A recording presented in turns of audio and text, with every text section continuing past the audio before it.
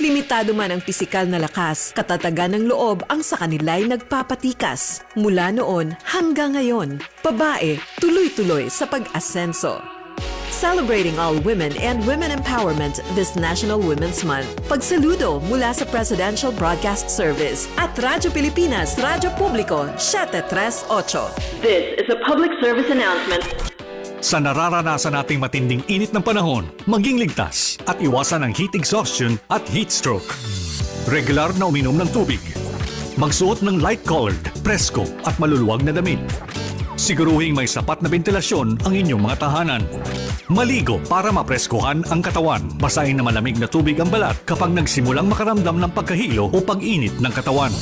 Kung maaari, huwag lumabas sa mga oras ng pinakamainit na sikat ng araw, partikular sa pagitan ng alas 11 ng umaga hanggang alas 3 ng hapon.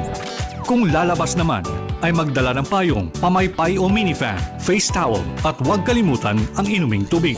Kapag nakaramdam ng pagkahapo, matinding pagkahilo, panghihina o may kakilalang nawala ng malay dahil sa init ng panahon, agad na magtungo at humingi ng tulong sa pinakamalapit na health facility sa inyong lugar.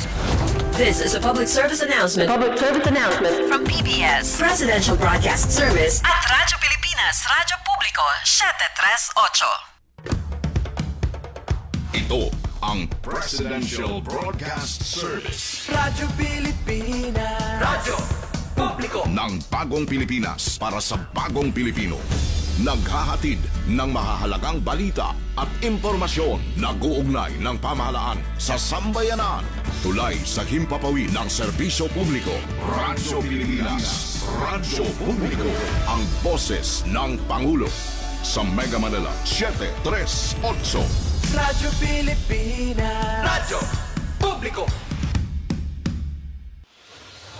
Dole at your service sa Bagong Pilipinas. Hatid sa inyo ng Department of Labor and Employment. Katuwang ang Radyo Pilipinas, Radyo Publiko, ang programang Dole at your service sa Bagong Pilipinas. Ipagbibigay alam ang mga pulisiya, programa, mga serbisyo at mabilis na tugon sa mga isyu at problema sa sektor ng paggawa. Makabayang paglilingkod para sa kapakanan at proteksyon ng manggagawang Pilipino.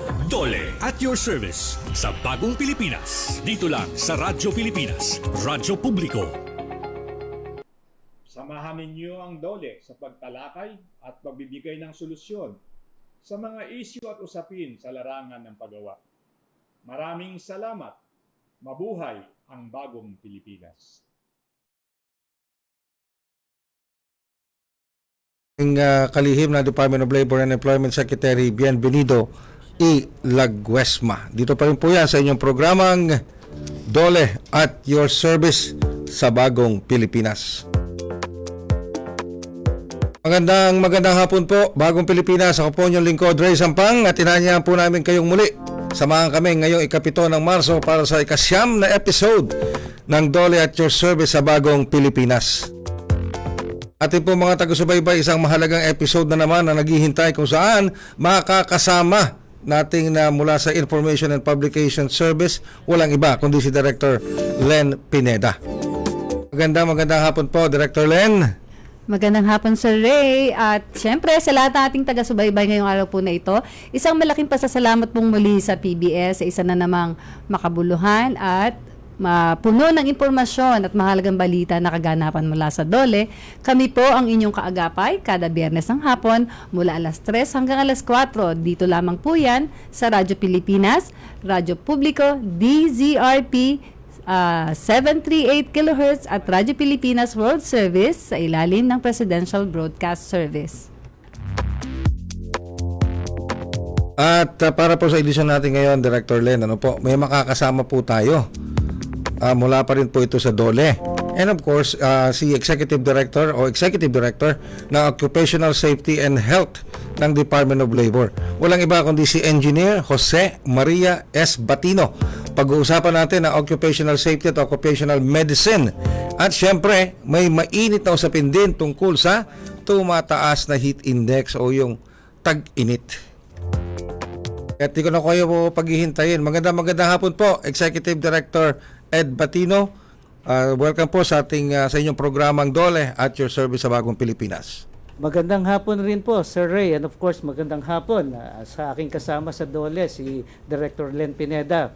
At bumabati rin po ako ng Happy Women's Month. Ngayon po ay March ay buwan ng mga kababaihan. At ngayon din po, sineselebrate natin ang Fire Prevention Month. So, mabuhay po ang kababaihan at mag-ingat po tayo, isang ligtas, mapayapa at malusog na hapon po sa ating lahat. Ayan. Tama-tama yung bati ni Director Batino. Ano pa, more power, no? Yes. Girl power, Women empowerment Women's yan. Month. Opo. Yes. Sige. Well, anyway, sige, Director Len. Ay, welcome po ED Joms, ED Jomar. So, medyo very timely po yung guesting sa atin ngayon sa Rainy Yes, ni oo. ED Jom, dahil yung ating paksa po ngayon ay may kinalaman sa kanilang mandato at lalong-lalo na po yung issue ngayon na heat Oh, stress. grabe. Oo, sobrang Opo. init ngayon, ano? Yes po.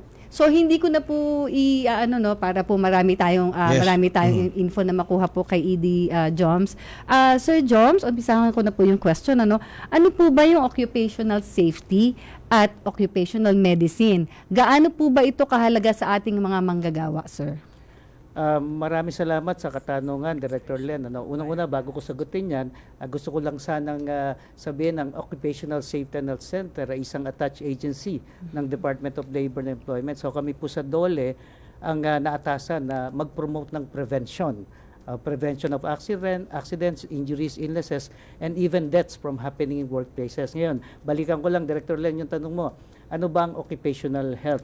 Yan, ang occupational health ay parte po ng pangkalahatang occupational safety and health or kaligtasan at kalusugan sa paggawa na nakafocus ho sa mga preventative programs para hindi magkaroon ng aksidente, injury at pagkakasakit at lalo na kamatayan sa isang lugar ng paggawa. Ngayon, ang occupational medicine naman ay isang parte ng occupational health na kung saan tinitingnan ang kalusugan ng isang manggagawa, kung siya ay may sakit, ano ba yung naging exposure at paano gagamutin ito. Pero hindi lang doon naiiwan yung isang yung responsibility ng isang tinatawag na occupational health physician or occupational health personnel. So bumabalangkas din po sila ng mga alituntunin, mga programa para siguraduhin laging ligtas at malusog ang bawat manggagawa. Ayun. So, ano pala yun? Health and safety sa workplace. Yun. Alright. Lalo pa ngayon, tag-init. Sobrang init, Yes, sir. Lalo na kung ikaw nagtatrabaho sa isang factory, yung mga manggagawa natin. Pero, speaking of that, Director, ano naman yung tinatawag na Occupational Medicine Week? Ano ang kahalagahan nito para sa mga manggagawa? At ano po yung mga inisyatiba ng OSHC sa selebrasyon nito? Unang-una po, ang Occupational Medicine Week ay naging parte ng isang proklamasyon, Proclamation 1316 ng dating Pangulo na napirmahan noong March 2022, na kung saan itinakda po ang third week ng Marso bilang celebration ng Occupational Medicine Week. So ngayon pong taon na to, 2025, ay ikatlong pagdiriwang na Occupational Medicine Week. Kasama po sa proklamasyon na ito ang talaga sa Occupational Safety and Health Center in coordination sa ating partners sa Professional Association, kasama na rin po ang mga ahensya ng gobyerno na kami ang naatasan na mag-develop ng programa, strategiya at mga activities pagdating sa Occupational Medicine Week celebration. So kasama po rin namin dito ang mga ahensya at instrumentalities sa national government, kasama na ang government-owned and controlled corporation, at kasama ang LGUs at pribadong sektor para makisama sa celebration ng Occupational Medicine Week at magbigay po ng suporta para lang sa pangkalahatan maipamalas, may bahagi ang kahalagahan ng kaligtasan at kalusugan sa paggawa. Ayun. So narinig na natin Sir Ray, yung talagang ng OSHC. And ED Joms, meron pa po bang mga polisiya o batas para siguraduhin po na ligtas yung ating mga manggagawa sa lugar paggawa in connection po dun sa ating diniscuss kanina? Well, bago ko ulit yung sagutin mo, kasi natanong kanina ni Sir Ray yung initiatives ng Yes. Occupational Safety and Health Center pagdating sa OMB. Unang-una po, i-announce ko na on March 17, ilo-launch namin with with sharing of experiences sa Radisson Inn, yung Third Occupational Medicine Week na kung saan inibita namin ng Bureau of Working Conditions at the Employees Compensation Commission at ang Philippine College of Occupational Medicine para magbigay ng kaalaman pagdating sa digital technology, sa digitalization na may kinalaman sa kalusugan at kaligtasan ng bawat manggagawa. Then, sasabihin ko na rin, pwede mo ba akong mag-plug din? Sige po, I-plug ko na rin yung activity yun ng Philippine College of Occupational Medicine. Ito po magaganap, parang pre-launch ng Third OM Week, magaganap sa March 14 sa Mandaue City, sa Cebu, na kung saan magkakaroon din ng learning experience, press conference. Kasama namin ang Regional Director ng Dole Region 7 at ito ay susundan din ng tree planting at iba pang civic-oriented activities. So, ngayon, ang tanong ni Director Len, ano ba yung mga regulasyon? Unang-una po, magsisimula ako sa batas. Meron pong RA 11058 on an act strengthening compliance with occupational safety and health standards and providing penalties for violations thereof. At ang implementing rules and regulations nito na Department Order 198 Series of 2018, meron din po tayong occupational safety and health standards na nagset ng minimum requirements pagdating sa kaligtasan at kalusugan sa lahat po ng lugar ng paggawa. So yun po, doon po naka-anchor ang karamihan ng ginagawa ng DOLE at ng Occupational Safety and Health Center pagdating sa kaligtasan at kalusugan sa paggawa. Ayun. Pero, so ibig sabihin, ito pong ginagawa nyo ngayon, this is not only concentrated sa National Capital Region. Yeah. Nationwide po ito. Yes po. Yes po. Itong mga advocacy na to para sa atin sa buong bansa po nangyayari ito, no? Dahil ang kaligtasan at kalusugan ay para sa bawat manggagawa kung saan nakadistribute sa lahat ng lugar dito sa Pilipinas. Ayun, okay. Pero meron pa bang ibang, sabihin nating libreng serbisyo ang OSHC para matulungan yung ating mga manggagawa? Yes, meron po, no. Ang Occupational Safety and Health Center po, as part of our mandate to promote prevention, nagbibigay po kami ng training. Meron pong training para sa mga safety officers, yung tinatawag na Safety Officer 1, Safety Officer 2, Safety Officer 3, at Safety Officer 4. Ngayon, bilang serbisyo po, no, kami ng Employees Compensation Commission ay sinasubsidize namin ang libreng pa-training sa mga micro-enterprises sa safety officers nila, pati yung first aider. So, kasama po sa serbisyo yun. At kami rin po ay gumagawa ng mga researches na kung saan makakatulong sa mga polisiya para paigtingin ang emphasis sa kaligtasan at kalusugan. Kasama rin po ang aming mga technical services. Meron po kaming work environment measurement, meron kaming occupational safety and audit, meron din po kaming occupational medical surveillance. At kami lang po sa Pilipinas ang nagko-conduct ng performance testing ng personal protective equipment. Okay. Nagtetest po kami ng hard hat, safety shoes, goggles and spectacles, lanyards, full body harness at electric gloves. Kasi po, ayon po sa batas natin at sa ating regulasyon, dapat ang personal protective equipment na ipinagagamit sa isang manggagawa ay dapat na test ng DOLE. So sa DOLE po, kami ang nagko-conduct ng testing na yon. Okay, mahalaga nabanggit ni Director yan, no? Kasi tuloy lang, nag-iisip tuloy ako. Halimbawa ko magtatayo ng isang factory, mag-i-employ ako ng maraming empleyado, factory workers, o kaya construction business. Kakailanganin ko ng mga safety equipments. Ano po? Kailangan ba dumaan muna lahat yon sa OSHC? Actually po, ang Occupational Safety and Health Program na isang kumpanya at sabihin natin isang construction project, yung construction safety and health program niya, yan po ay sinasubmit sa DOLE. Okay. So kasama po sa mga elemento niyan ay yung mga training o yung mga prevention, programs on prevention. Kasama na rin po diyan yung mga personal protective equipment na ipro-provide. So lahat po yan ay nasa isang template na dinevelop ng DOLE para hindi na mahirapan ang isang kumpanya sa pag-develop at pag-submit ng kanyang safety and health program sa departamento. Kaya minsan narinig natin sa workplace meron safety officer. Yes. Lagi meron ako narinig na gano'n, lalo na sa mga construction sites, ano po? Yes, sir. Lagi may safety officer. Yun po yung mga dumaan din po sa mga pagsasanay? Yes, sir. Meron pong tinatawag na mandatory training kung saan ang isang safety officer o kung saan ang isang individual ay hindi basta maitatalaga na safety officer. Dapat meron po siyang credentials. Kasama na ang training, kasama na rin ang huan experience. Ngayon, naalala ko, sir, noong 2019, naglabas ng labor advisory na kung saan sinabi ng DOLE na yung human resource ay dapat tingnan ang credentials ng isang individual bago siya ma-designate na safety officer ng isang kumpanya. So kasama po doon sa credentials na yun, yung mga safety na training na pinoprovide namin, although hindi lang po kami, no, gusto ko rin sabihin na meron pong mga accredited na private training organizations. Okay. Well, anyway, ang napaka-interesting ng usapan natin, ano, at sigurado marami pa tayong malalaman mula kay Director. Pero magbabalik muna kami makalipas ang ilang paalala. Mula nang maupo ng 2022, halos 7,000 mga school buildings ang napagawa.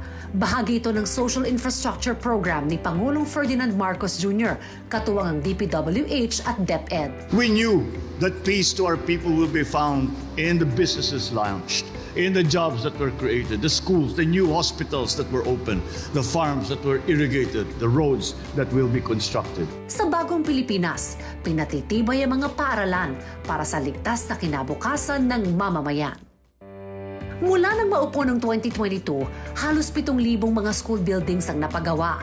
Bahagi ito ng Social Infrastructure Program ni Pangulong Ferdinand Marcos Jr., katuwang ang DPWH at DepEd. We knew that peace to our people will be found in the businesses launched, in the jobs that were created, the schools, the new hospitals that were opened, the farms that were irrigated, the roads that will be constructed. Sa bagong Pilipinas, pinatitibay ang mga paaralan para sa ligtas na kinabukasan ng mamamayan. Malala yung ospital sa mga probinsya. Yan ang problema ng mga nakatira sa kabundukan. Pero dahil sa bagong programa ng Department of Health, abot kamay na ang hinihiling nilang serbisyong medikal sa pamamagitan ng Purok Kalusugan. Dito sa Hilongos, Leyte, pangunahing problema ng mga taga-Purok ay ang regular na pagpapacheck up. Pero dahil sa Purok Kalusugan Program, 2 beses sa isang linggo kung sila ay puntahan ng mga doktor at nurse. Mayroon ding libreng check-up para sa mga buntis. Malaking tipid para sa kanila, lalo na sa pamasahing aabutin sa 200 makapunta lang sa bayan. Sa pamumuno ni Pangulong Ferdinand R. Marcos Jr., prioridad ng DOTR ang pagsasagawa at pagpapalawig ng mga kapasidad ng mga paliparan sa labas ng Metro Manila. Gustong gawing international airport sa mga paliparan ng Lawag, Kalibo at Cotabato. The underlying logic to our infrastructure development is economic efficiency. We are opening up all gateways to mobilize goods and services at less cost and in less time, and ultimately to drive the economy forward. Maayos sa sistema ng transportasyon tungo sa mas maunlad na bansa. Sa bawat sundalo, piloto at mandaragat ng ating Armed Forces of the Philippines, isang matatag at modernong sandatahang lakas ang ating pangako para sa bayan at para sa ating kinabukasan. Sa suporta ng PCDA, nagkaroon ng makabagong kagamitan, sasakyan, barko at pasilidad ang ating Armed Forces. Lalong pinapatibay ang ating depensa at pinapalakas ang ating seguridad. All of these while faithfully complying with one of its major mandates of remitting its earnings to fund the modernization of the Armed Forces of the Philippines. The BCDA has contributed 59.71 billion pesos for the equipment, weaponry, vehicles, vessels, and structures used by our armed forces. Mula sa modernong armas hanggang sa makabagong infrastructures, tuloy-tuloy ang ating pagsulong upang tiyakin ang kaligtasan ng bansa at ng bawat Pilipino. Isang matatag na sandatahang lakas, isang ligtas na bayan. Ito ang Bagong Pilipinas. Sa nagbabagong Pilipinas, patuloy ang trabaho, patuloy ang pagbabago. Doon po kami nakatuon. Paano ka namin mapapabuti ang buhay ng higit na nakakaraming Pilipino? Yan po ang bagong direksyon ng reclamation. Tituladong lupa para sa mangingisda. Ito ang isa sa magagandang plano ng Philippine Reclamation Authority. Ang ating pong ahensya, ang ating pong opisina ay patuloy po na nagmo-monitor sa mga reclamation project. So sa ganon, makakakuha tayo o makukonfiscate natin o magiging forfeiture po ang magiging desisyon ng ating opisina at ito ay papangalan natin ang titulo sa Philippine Reclamation Authority o sa gobyerno at nang sa ganon ay ma-declare ito bilang isang non-alienable and disposable lands. Dahil mas pinaigting ng PRA ang pagbawi sa mga lupang pagmamayari ng bansa, inaasahan na sa taong 2028 na sa 200,000 hanggang 300,000 pamilyang Pilipinong walang sariling lupa ang mabibiyayaan. Kabilang dito ang mga kababayan nating mangingisda. Sa nagbabagong Pilipinas, tuloy ang trabaho, patuloy ang pagbabago. Dahil sa Alright, 21 minuto makalipas ang alas 3 ng hapon. Patuloy po kayong sumusubaybay sa ating programa dito sa Dole at your service sa Bagong Pilipinas. Of course, kasama pa rin natin dito ang ating Director Len, and of course si Director Batino. Pareho po sila ng taga Department of Labor and Employment dahil mahalaga po yung pinag-uusapan natin, ano po, safety at saka kalusugan ng ating mga manggagawa sa inyong mga pinagtatrabahuan o workplace. Alright? Sige. Ngayon, dadako na tayo ngayon sa ilan pang may mga katanungan na tayo kagad na pumapasok dito sa ating programa. Unahin na ba natin tong question na ito? Si Director Len muna magtatanong. Yes, sir. Okay. Sir, lately po kasi the past few days napakataas po nung ng ating heat index. And some of our workers o yung mga magagawa po natin ay vulnerable po sila doon sa heat stroke or heat exhaustion, ED, no? And ano po kaya meron po ba kayong idea kung ano-ano po yung mga signals or senyales na dapat bantayan para malaman po na ang manggagawa ay tinatamaan na po ng heat stroke or heat exhaustion? Unang-una, bago ko sagutin yan, Director Len, paalala lang sa lahat na talagang dapat mag-ingat tayo. Tama po si Director Len. At itong pasok ng Marso, talagang umusad din ang mataas na temperatura. Ngayon, meron po tayong labor advisories na na-issue dyan, ang DOLE po na nag-issue ng labor advisories. Nung una, nung 2016, labor advisory number 3, at nung 2023, sa panon ni Sec. Benny Laguesma, nag-issue po ng labor advisory 8, series of 2023. Ngayon, balikan ko lang ang tanong mo, Director Len, ano ba yung mga simptomas na masasabi mong nakaka-experience ng heat stress ang isang manggagawa? Una, yung matinding pagkauhaw. Hindi lang manggagawa, pati tayo, di ba? Lahat. Sa matinding pagkauhaw, pagkabalisa, pagkahapon, madaling mapagod. Yung bang konting galaw mo lang, parang pagod ka na kagad. At pagkahilo, na minsan mauwi rin sa pagkawalan ng malay. So yan po yung mga senyales na kung saan masasabi mo na isang individual ay nakaka-experience ng heat stress. Yun, okay. At duktungan ko lang, sir, Sige. minsan kasi yung mga reaksyon ng katawan natin, like for example, pwede magdulot din to ng skin rashes, di ba? So pwede yun, yung skin rashes o kaya leg cramps. Leg cramps. At pwede rin, sabi nga ng ibang mga doktor, pwede ka rin mag-seizure dahil sa heat stress. Alright. Pero anong mga dapat gawin ng employer, Director, para ma-protection naman sila? Ayon po sa labor advisory, isa-isahin ko lang, sir. Okay. Unang-una, maayos na ventilation. Diba? Sa isang lugar ng paggawa, dapat maayos ang ventilation kasi ang init ay hindi lamang nagmumula dun sa labas. Ito po ay nagmumula rin sa makinarya at iba pang sources ng init sa loob ng paggawa. So, dapat merong maayos na ventilation na kung saan na-exhaust o na iaalis ang init na nag-accumulate sa lugar ng paggawa. Nandun din po ang rest breaks. Ito nga po recently, di ba, yung enforcers ng MMDA, binibigyan sila ng heat stress break na kung saan pwede sila magpahinga ng ilang minuto, okay, para lang kumawala yung init sa kanilang katawan at bago bumalik sa kanilang mga post. At nandyan din po yung adjustment sa location o kaya sa oras ng pagtatrabaho. Kaya kita nyo, sinasabi na sa atin ng mga experts na ang tindi ng init ay nangyayari between 10 o'clock in the morning to 4 o'clock in the afternoon. So dapat yun ang guidance natin kung paano natin iayos yung schedule ng pagtatrabaho. Siguro yung mga outdoor work, like roofing sa construction, yung mga outdoor work, baka pwede natin gawin bago mag-alas 10 ng umaga at ituloy na lamang pagkatapos ng alas 4 ng hapon. So, yun yung tinatawag na job rotation.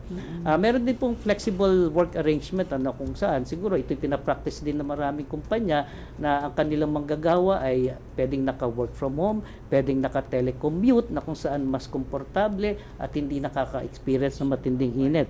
At yung pagbibigay ng tamang personal protective equipment, di ba? Light cotton material, di ba? Para lang komportable yung isang manggagawa habang ginagawa niya yung kanilang trabaho. At of course, yung hydration. Napakahalaga po ng hydration. So, dapat libre, malinis. Hindi naman kailangan pong malamig na tubig. Yun lang, yung katamtaman lang, kahit tamang temperatura lang ng tubig na malinis na pwedeng inumin at hindi lang yung uhaw pero para ma-hydrate din yung isang individual. Sabi nga ng ibang mga experts tayo umiinom ng mga 2 to 3 liters of water. To stay every day, rehydrated. Rehydrated. Ngayon, siguro, pag panahon ng ganitong tagnet, baka pwede nating mas dagdagan yon. So, sa mga kumpanya, dapat may mga drinking stations ka. Para ang isang manggagawa, anytime na sa tingin niya, kailangan niyang uminom, sana wag na nating antayin na mauhaw tayo. Diba? Yan yung hydration. Wag na natin antayin na mauhaw tayo, uminom na kagad tayo ng tubig. At yung, lalo na, iwasan natin yung matatamis na inumin. Yes, diba? soft drinks, yung sa malamig. Yun ang mga iwasan natin. Alak, hindi pala pwede. Kasama rin yun. Kasama rin yun. Sa iwasan natin. Kasama po sa iwasan natin. Tapos sa mga lugar po ng paggawa, dapat mayroong sapat na impormasyon, di ba? Para laging ito po yung reminder lagi sa ating mga manggagawa kung paano nila bibigyan ng protection yung sarili nila given the resources ng isang lugar ng paggawa. At dapat magtalaga rin po tayo ng emergency response. Kaya nga po, requirement din na merong first aider, occupational health personnel. Ang isang lugar ng paggawa at merong treatment area, clinic, para kung in the event of emergency, meron pong kulang expert at kulang facility na mag-attend dito sa isang victim o isang worker na nag-undergo ng heat stress. Ayun. Na-mesmerize ako sa mga sagot. Okay. So, bukod po dun sa hydration, which is very normal naman yan sa atin, sir, na we usually drink water every time na nararamdaman na natin na medyo nababawasan na rin yung natin sa katawan. Sa OHSC po ba, meron pa po bang ibang mga programa o libreng serbisyo para matulungan po yung mga manggagawa para mapanatili po silang ligtas at malusog sa trabaho? Yes, rin kami, we're also strong in information campaign sa social media namin kumbaga kung may padating na yung mga tag-ulan o ngayong tag-init, naka-post na po yan sa social media namin yung mga reminders. Bukod po sa mga orientation na binibigay namin, meron din po kaming regional extension units. Okay, sa bawat region po na kung saan ang mga manggagawa sa isang region ay pwedeng sumangguni sa aming regional extension unit officers. Then meron po rin kaming networking. Kasama po namin hindi lang ang DOLE regional offices pero meron din pong tinatawag na occupational safety and health network sa bawat region na pwede pong mag-conduct din ng mga orientation na to. Tulungan DOLE para magkaroon ng mas malawak na advokasya pagdating sa kaligtasan at kalusugan. Okay. Siyempre, sir, kasi ang mga manggagawa yung ng kumpanya, sila yung yaman ng kumpanya, kaya tinatawag yung human resource din. Pero bago mo tanungin yung susunod na katanungan, Director Len, meron lang akong gustong itanong kay Director Batino. For example, wala bang mga manggagawa na nagpapadala ng kanilang mga complaints sa OSHC? Kung may nakikita silang mga violation o hindi pagsunod sa mga safety measures na dapat nandoon. Okay? Tapos kalimbawa, isisingit ko na rin yung tanong dahil last Friday, nakasama natin dito ang Employees Compensation Commission. And ngayon ko lang nalaman, nagsilbi rin pala si Director Batino doon sa ECC. So, how does the OSHC and ECC work together para maproteksyonan itong mga manggagawa natin? Well, unang-una, Sir Ray, sa structural framework kasi na occupational safety and health, yan ay prevention, enforcement, saka compensation and rehabilitation. So, nagtutulong-tulong po kami. Hindi lang kami ng ECC, pero kasama po namin ang DOLE and labor inspectors para siguraduhin na ligtas at maayos ang mga lugar ng paggawa. So, kami po ay nag-uusap-usap kung ano yung programa. Kasi nga, nung ako nga nasa ECC, lagi namin sinasabi, the best compensation strategy is prevention. So, everything takes off from prevention. So, yan po ay ginagawa namin, advocate namin through training and other forms of advocacy para siguraduhin na nakakarating sa mga manggagawa. Ngayon, yung tanong mo, sir, yung mga reklamo, okay, lagi namin sinasabi, pag merong reklamo na napadala sa amin, ina-advise namin kung to the extent possible na pwede namin ibigay na recommendation base sa reklamo pagdating sa kaligtasan at kalusugan.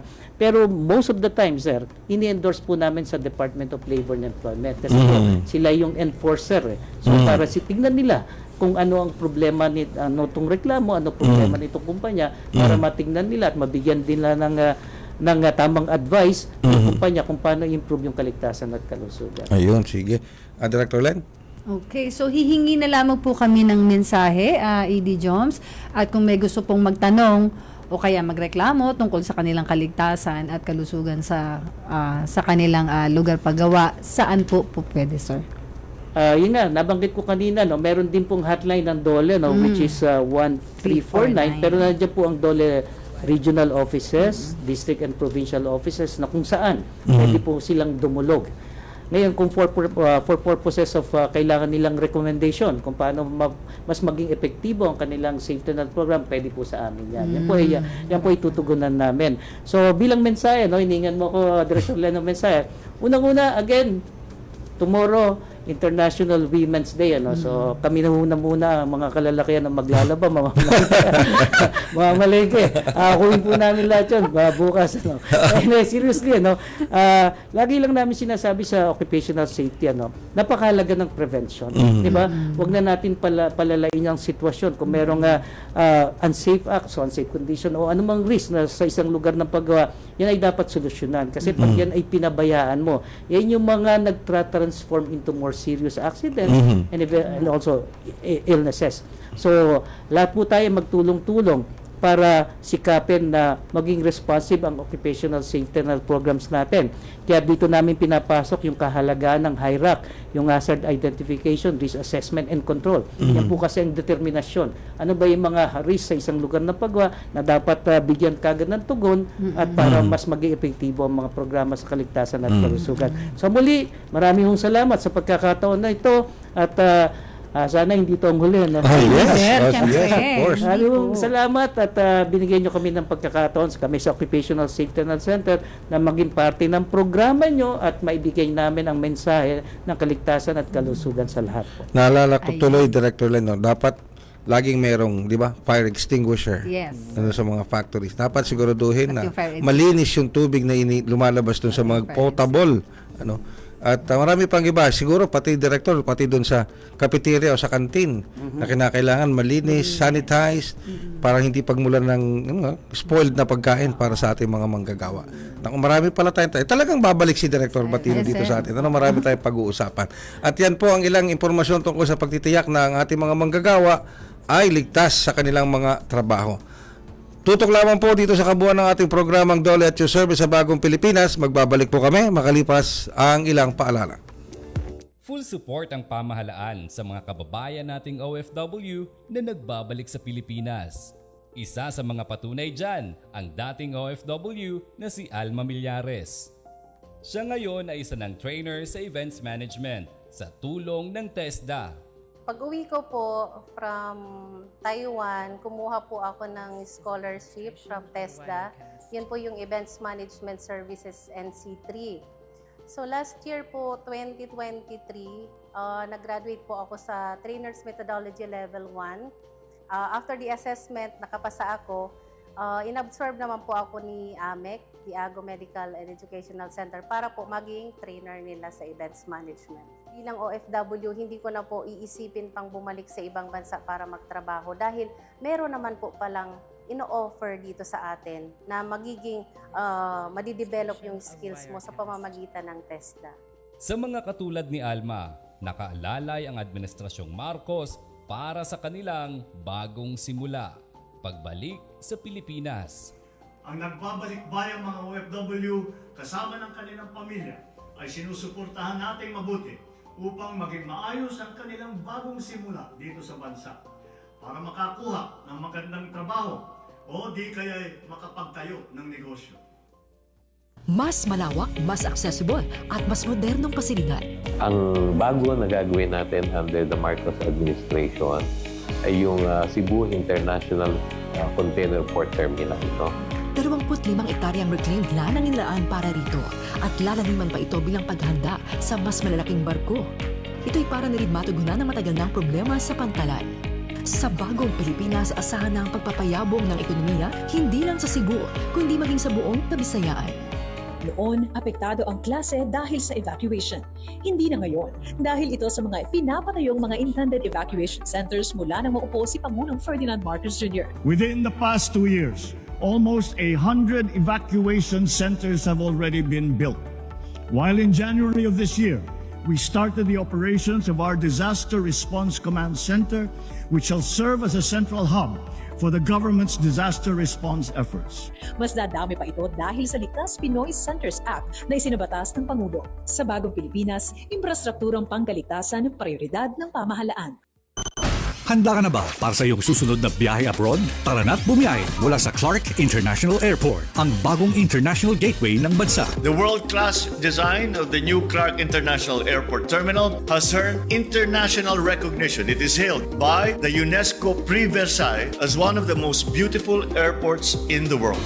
Clark International Airport, ang susi sa mas mabilis na biyahe, mas malawak na oportunidad at mas maginhawang paglalakbay.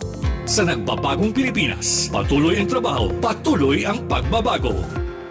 Sa bansang gusto ng kaunlaran, isa sa mga paunahing kalaban, ang gawaing iligal. Ito ang isa sa layunin ng Philippine Reclamation Authority, ang sugpuin ang illegal reclamation sa bansa. Yung illegal reclamation kasi, ito yung mga walang permit kahit sa anumang ahensya ng gobyerno. Sa bagong Table of Organization ng PRA, masusing naiimbestigahan ang bawat lupa para matukoy ang mga nararapat sa ating bansa. Sa bawat illegally reclaimed lands na mababawi ng pamahalaan, siguradong makikinabang ang mga nangangailangan. Sa nagbabagong Pilipinas, tuloy ang trabaho, patuloy ang pagbabago. Dole at your service sa bagong Pilipinas. Alright, 38 minuto makalipas ang 3:00 ng hapon. Ganyan po kabilis ang takbo ng ating orasan. Ano po? At kami pa rin ang inyong mga likod. Ako po ang likod nyo, Ray Sampang. Kasama pa rin si Director Len. Ngayon naman po ay ating makakapanayam ang isang OSH consultant ng Department of Labor and Employment na dati ring beneficiary ng mga libreng training ng OSHC. Yeah. Director Len, sino ito? Yes, maganda to Sir Ray, no? Dahil kanina si ED Jones ang kausap natin. So ito po ang isa sa mga training beneficiary na makakasama naman natin ngayon. At ito ay isang consultant na madalas din natin nababasa sa dyaryo at naririnig din natin tsak sa dyaryo. Walang iba kundi si Sir Dennis T. Napule. Magandang hapon po, Sir Dennis. Ay, magandang hapon po, Director Len at Sir Ray. Magandang hapon po sa inyo at sa lahat po ng tagakinig ng inyong pong programa. Magandang hapon po, Sir Dennis. Maaari nyo bang ibahagi sa amin kung ano-ano ang mga training na nakuha ninyo sa Dole OSHC at paano ito nakatulong sa inyo at sa inyong opisina? Nakapagdulot ba ito sa magagandang pagbabago sa inyong lugar, paggawa? Opo. Bago ko po sagutin yan, Sir Ray at saka Director Len, napapasalamat po ako unang-una sa Occupational Safety and Health Center sa pagkakataong may pagkaloob nila para maka-attend tayo dun sa mga libreng training. Katulad po ng, ito na po, sasagutin ko na po, yung Basic Occupational Safety and Health na napakaganda at talaga namang magagamit bilang ng isang Dole Accredited Safety and Health Consultant. Actually, bago ako naging na-accredit ng Dole, OSHC, ay kailangan kumuha po nito bago tayo mag-practitioner or bago tayo magsimula na maging safety officer sa paggawa. At para naman po sa construction... Right, Sir Dennis, sandali lang at maputol lang kita ha, sapagkat meron lang tayong bibigyang mahalagang balita, kaganapan dito sa may bahagi ng Naga dahil nandoon ang Pangulong Ferdinand Marcos Jr. Para sa trabaho at serbisyong pangkalusugan. May kaugnayan din sa pinag-uusapan natin ngayon para sa atin dito. Nandoon sa lalawigan ng Camarines Sur, kasama natin si Ronier Peña Flor ng Radyo Pilipinas, Naga. Mula sa Presidential Communications Office at Radyo Pilipinas Nationwide, ito ang Presidential Live Event. Presidential Live Event. Maraming salamat. Magandang hapon sa ating mga tagapakinig sa Radyo Pilipinas dumating po eksakto alas 3:35 ng hapon ang ating Pangulong Ferdinand Marcos Jr. at agad siyang nagtungo dito sa Capuerte Sports Stadium para salubungin at makita ng personal ang ginagawa ngayong medical and dental eye care services at itong trabaho ng Bagong Pilipinas at itong lahat ng ating mga on-the-spot hired. Kasabay niyang pumasok si DSWD Secretary Rex Gatchalian at hindi po ang ating Secretary ng ng DOH at ang ilan pa sa ating mga lokal na opisyal dito sa probinsya ng Camarines Sur. Nakasuot po ng simpleng damit ang ating presidente na pumasok at sabay kumaway sa lahat ng mga tao dito. Ngayon sa may harapan siya ngayon ng stage nitong ating venue, nagpalakpakan ng mga tao at agad siyang umakyat sa entablado at siya ngayon ay magsasalita. Ano po? Pakinggan po natin ang kanyang mga sasabihin.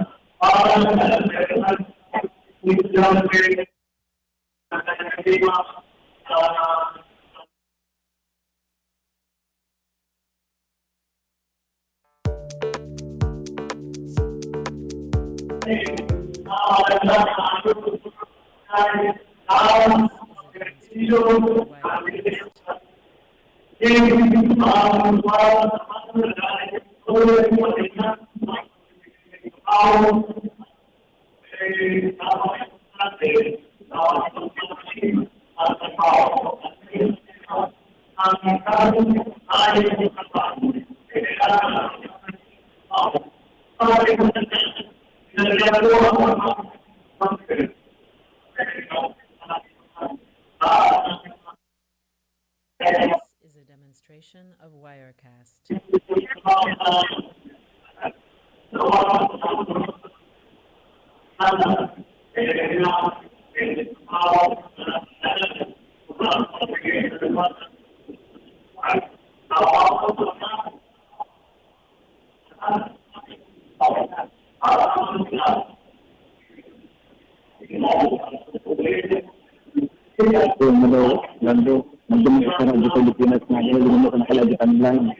Ng magandang hanap buhay sa bawat sa lahat ng mga nagtatrabaho, lahat ng ating manggagawa para naman sila ay makapagbigay ng kaunting ginhawa sa kanilang sarili at sa kanilang mga pamilya at sa kanilang komunidad. Kaya po namin itong ginagawa. Kaya andito po, meron na akong nakikitang t-shirt, ang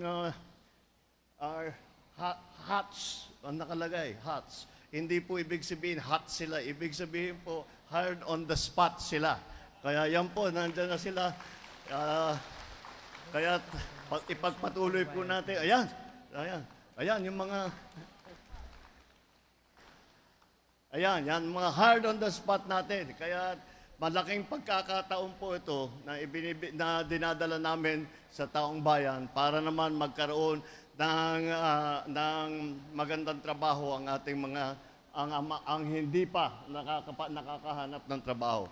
Meron din tayong medical mission na konsulta na sila sa 600, halos 600 plus na pasyente at patuloy yan dahil sa medical services. Alam naman po natin na napakahalaga para sa atin na ang ating kalusugan ay ligtas sa kahit na anong sakit at ligtas sa kung ano-ano mang karamdaman. Kaya po yung ating medical mission, pasalamatan po natin yung mga Bicol Medical Center, sila po ang nagmaman nung ating medical mission ngayon. Maraming salamat sa inyong pagsama sa amin dito. Kaya naman po, yun lang naman po. At ito'y patuloy. Hindi lang po namin ginawa ito dito sa inyo. Kung hindi, ginagawa po namin ito sa buong Pilipinas. At nataon lang at nandito tayo ngayon at meron tayong kaunting rally na pupuntahan. Kaya't sinasabay na rin namin lahat po ng mga serbisyong ito na ibinibigay para sa taong bayan. Dahil po, ay alam nyo naman po, ay maraming nangangailangan ngayon, medyo magulo ang mundo ngayon. Maraming nagbabago na kailangan natin pag-aralan at kailangan natin bigyan ng solusyon. Kaya naman po ay una naming tinitignan kung ano ang pinakamagandang serbisyo na maibigay namin sa tao.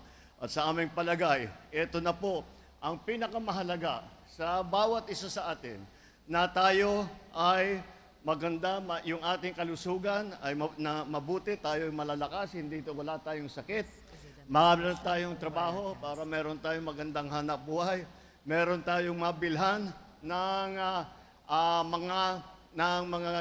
mga pangangailangan na na medyo nakakamura ng konti, hindi kasing mahal doon sa ibang lugar. Kaya ito po ang ating ginagawa. Kaya sana po ay kayong lahat, yung mga nag-a-apply ng trabaho, sana kayong lahat ay makahanap ng magandang trabaho at may pagpatuloy ninyo ang inyong pagpaganda ng buhay ng inyong mga pamilya at ng inyong komunidad. Kaya nagpapasalamat ako sa lahat ng nakilahok dito na tumutulong sa pamahalaan. Dahil hindi lang po pamahalaan ang gumagawa nito, hindi lang gobyerno po ang gumagawa nito. Marami po tayong mga participant dito galing sa mga private na korporasyon. Sila po ay naghahanap din ng manggagawa at yung matching na nating ginawa. Maraming salamat sa inyo sa inyong pakikilahok dito sa aming ginagawa na job fair. At lahat po ng ating tatanggap ng benepisyo sa 4Ps, ng mga 4Ps, ay sana po ito'y makatulong sa inyo para mabigyan naman kayo ng kahit papano, mabigyan po kayo ng kaunting ginhawa. Yun lang naman po, maayos naman po. Maraming salamat sa napakainit niyong salubong. Good luck po sa inyo lahat. Maraming pong salamat.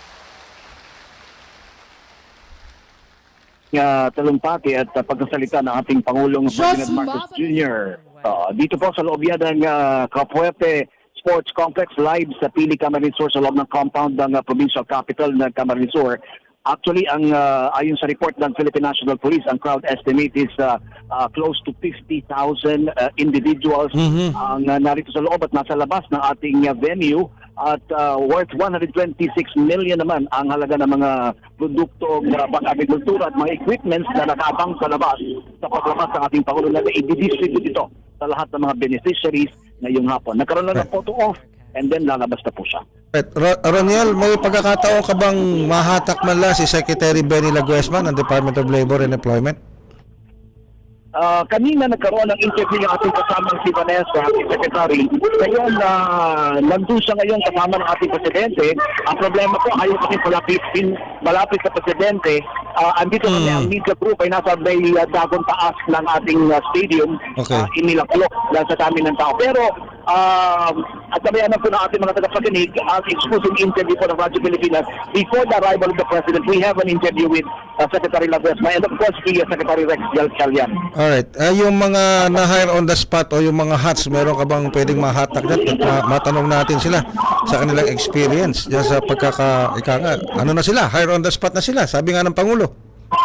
Opo, meron tayo ditong kuwan. Humigit kumulang 26 na mga hired on the spot at nakaupo sila sa may unahan. Sinisenyo po yung kuwan, yung mga organizers dito kung pwede bumaba. Wait na po muna po, hindi pa tayo makagalaw dahil gumagalaw po ang entourage ng ating Pangulo with the cabinet members. Ito po kaya ay palabas. Ayun, nakita ko si Secretary J. Ruiz. Nasa likod po ng ating Pangulo. Palabas na po sila ngayon sa venue at dun sa labas dadaan tayo ang mas malaking crowd, nagawagayway ng mga bandila. Ito ay merong makeshift stage doon kung saan doon naman i-endorse ng ating Pangulo ang lahat ng mga senatorial candidates ng ating administrasyon. Doon ang mas maraming tao. Ngayon, sumabay na po doon lahat yata ng mga tao sa lalabas. Nakalikod, nasa likod po ng ating Pangulo. Hindi ko lang po matiyak kung uunahin yung distribution ng mga Department of Agriculture equipment, farm equipment and agricultural products bago po ito. Pero sa tingin ko po mukha yatang diretso na ang Pangulo doon. Yes, dumiretso na po siya doon sa grupo ng mga nag-aantay doon sa may next stage sa harapan. Bigyan po ninyo ko ng konting oras. Sikapin ko pong lapitan yung mga hired on the spot, sir. Alright, sige. At just keep us posted, Roniel, sa mga activities pa dyan. Sa mga susunod na oras kung saan ang Pangulo nandiyan dyan. Ano? At dun sa ating mga manggagawa, yung ating mga bagong manggagawa na hired on the spot. Congratulations po sa inyo. At syempre sa inyong lahat dyan sa Camarines. Good. Thank you very much, Roniel. Opo. Kasalukuyan po silang ini-interview. Actually, marami pang ini-interview. Para po sa Bagong Pilipinas, galing po dito sa Pili Camarines Sur, Ronil Peñapor para sa Radyo Pilipinas, Radyo Publiko, Pili Camarines Sur. Salamat po. Alright, thank you very much, Roniel Peñaflor ng ating Radyo Pilipinas Naga. Mula po dyan sa Puerto Camsur Sports Complex sa Pili Camarines Sur. Okay, Ma'am Len, biro mo, hard on the spot. Marami-rami rin yun, ha? Marami-rami rin yun. At saka kanina lang, sir, napag-usapan natin yung kahalagahan ng occupational safety. Mhm. Tapos andoon sa Camarines Sur, yung serbisyong pangkalusugan kasabay ng trabaho para sa Bagong Pilipinas. Sayang nga lang at di natin nakasama ng mas matagal pa si Executive Director Batino at si Sir Dennis, no? Na isa sa nandiyan pa ba siya? Nandiyan pa sila. Nasa linya pa si Sir Dennis. Sir Dennis, good afternoon. Opo, good afternoon po. Opo.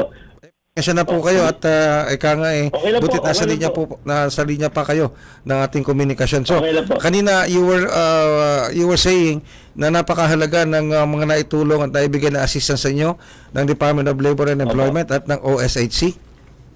Opo, I stand corrected lang po yung boss course ay nakuha ko ng libre doon po sa mga accredited safety training organization. Pero meron po silang programa rin ng OSHC na libre, lalo na nung pandemic, na workplace environment measurement at industrial hygiene. At malaki po ang naitulong nito sa akin na bilang nung time na yun ay practitioner ako at ngayon po ay consultant, na malaki ang naitulong nito sa lahat po ng pinagtatrabahoan po natin na kumpanya. Okay. So, paano mo madidescribe ang iyong trabaho ngayon as a consultant? As compared doon sa mga nauna. Ngayon consultant ka na. Paano? How would you describe it at paano yan nakakatulong sa ating mga manggagawa? Unang-una po bilang konsultanto, so i-guide po natin unang-unang ang ating pong kapartner dito ay yung target natin yung employer o kaya po yung kanyang mga presidente o kaya mga advisor po niya sa operations, mga general managers, kasi po sila po yung mga key persons na dapat nating maantabayanan at mai-guide po sila kung paano na ipapa-implement yung Occupational Safety and Health Program na naayon po sa batas ng Labor Department. Kaya po tayo po ay masyadong siyempre ni-scrutinize po natin, chinecheck po natin yung hierarchy na nagawa po nila, ginaguide po natin din sila. At lalo na po pagka mayroon tong yung mga reports, no, na kailangan ipasa po sa kagawaran. Napaka-importante po ng mga reports na yan dahil doon po tayo nakakuha ng mga datos no, para makita po natin kung ano ang nagiging performance, ang actual performance ng isang kumpanya. Kasi ayaw nating mag-contribute yung kumpanya natin, no, doon sa mga aksidente. Ayaw natin magbigay ng datos na merong aksidente o merong fatality. Unang-una yan, fatality, zero po talaga ang kampanya po natin dyan. At yung mga katulad din po nitong binanggit nga po kanina ni OSHC AD Jomar Batino, yung kampanya rin sa para sa health, lalo yung Occupational Medicine Week, sumasama po kami diyan sa mga ganyang mga kampanya para masigurado po natin na ang lahat po ay healthy at hindi lang po free sila sa mga injuries. Yan po ang ating kinakampanya sa bawat kumpanya. At kung may mga problema po, no, na sinusung ang kumpanya, lalo na pertaining to occupational safety and health, ay lagi po tayong nandoon 24/7. Okay. Director Len? Ayun, so dating trainee ng OSHC, ngayon siya na Biruin po mo, ang consultant, training as consultant. So, Apo, duly accredited po, license po tayo ng OSHC po, ma'am. Sir Dennis, marami pong salamat sa lahat po ng binahagi ninyo ngayong araw nito para sa ating mga taga-subaybay. Pwede po ba namin kayong hilingan ng isa pang mensahe, sir, para sa ating mga taga-subaybay? Opo, ang masasabi ko lamang po ay ayon din po doon sa ating mga experience, mga sumusubaybay at sa lahat po ng nagmamayari ng kumpanya. Ganon din po sa mga employee. Kailangan po natin yung laging ang binabanggit ni Executive Director Batino yung decision po natin ay napakahalaga. Ang standards, ang pamantayan ay nasa atin na ang batas ay nababasa na po natin, na-receive na po natin ang lahat ng mga procedures, panuntunan. Sikapin po naman natin ang ating magiging desisyon sa paggawa patungkol sa safety and health ay nasusunod at ang ating desisyon ay naaayon para maiwasan po, masigurado natin maiwasan yung zero fatality, yung zero injury, at saka po yung illness po ay ma-prevent po natin. Alright. Dahil tayo po ay pumasok, lalo na sa mga empleyado, pumasok po tayo sa trabaho ng buo, ng healthy. Dapat po tayo po ay magre-retiro o kaya ay lalabas ng ligtas din po. At inuulit ko lang po na pagpapasensya po ang lahat kapag nagsihigpit kami mga safety and health consultant, mga safety officer dahil yun po isa sa hinihingi ng ating pamantayan. Alright, with that, maraming salamat Sir Dennis. At dyan po natin pinipinid ang isa pang edisyon ng ating programang Dole at your service dito sa Bagong Pilipinas. Kasama po ang buong pwersa ng Department of Labor and Employment, Director Len. Okay. Thank you very much po Sir Ray sa isa na namang oras na magandang talakayan para sa kalusugan at safety ng ating mga workers. Kung meron po kayong mga katanungan para sa ating mga manggagawa, meron po kaming DOL Hotline 1349. Pwede din po kayong mag-email sa aming hotline 1349@dole.gov.ph o magpadala ng mensahe sa official and verified Facebook page po ng Department of Labor and Employment. Alright, maraming salamat po hanggang sa susunod na Friday, Yes. 3 to 4 in the afternoon. Dole at your service sa Bagong Pilipinas, dito sa Radyo Pilipinas, Radyo Publiko. We know you're always on the go.